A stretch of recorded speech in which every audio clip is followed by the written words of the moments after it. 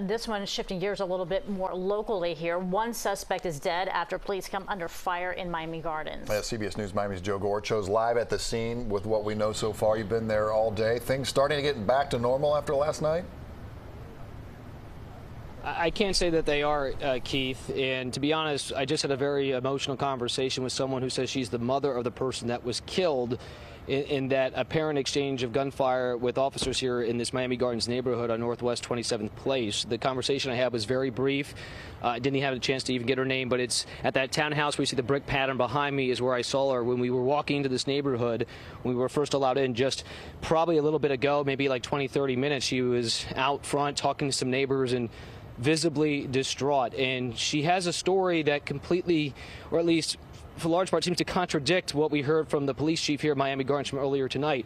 Let's hear her version of events first, and I'll say what the police were telling us earlier this morning when we got on the scene about 5 hours ago. So I just talked to her again, and someone else who's seems to be a relative of the family related to the person that died. Again, we don't have the age of the victim. I believe he's a teenager from what I was hearing. Again, it was a very brief conversation, but I had a chance to quickly transcribe it. What they say is when officers arrived, they just quickly came into the neighborhood and around the corner very quickly, right, and into the backyard. They didn't say freeze, is what I was told. They said the officers never said freeze. They said they didn't turn their lights on, is what the family was telling me, and that they chased their son into the backyard, and they took 4 or 5 steps out back. And then one of the people related to the person who died said that he watched through the kitchen window, and that the son, the person who died, didn't turn toward the police, didn't turn toward them or nothing. The police never, again, communicated with the person, is what they're alleging. And then the police came around and they shot him. And then the mother said they didn't do CPR. She said they just watched over him. And they rushed outside. They were pushed to the corner. And she said she watched her son take his last breath. And she's not happy.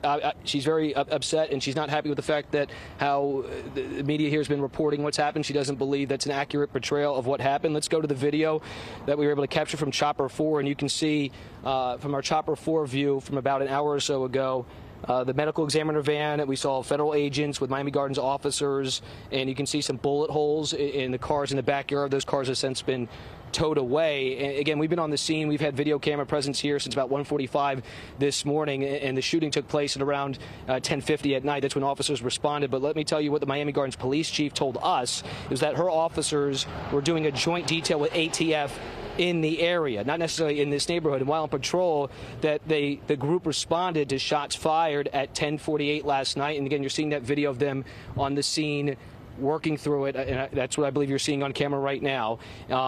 Anyway, let me continue what I was saying, is that they responded what they say were shots fired in this neighborhood at 10:48 last night, and then once they arrived, ATF agents and Miami Gardens officers, they say, were greeted with gunfire. So again, that contradicts what the mother was telling us. They said the officers were greeted by gunfire, so they returned shots, killing one involved. The police chief says they found 2 firearms, at least by the person killed.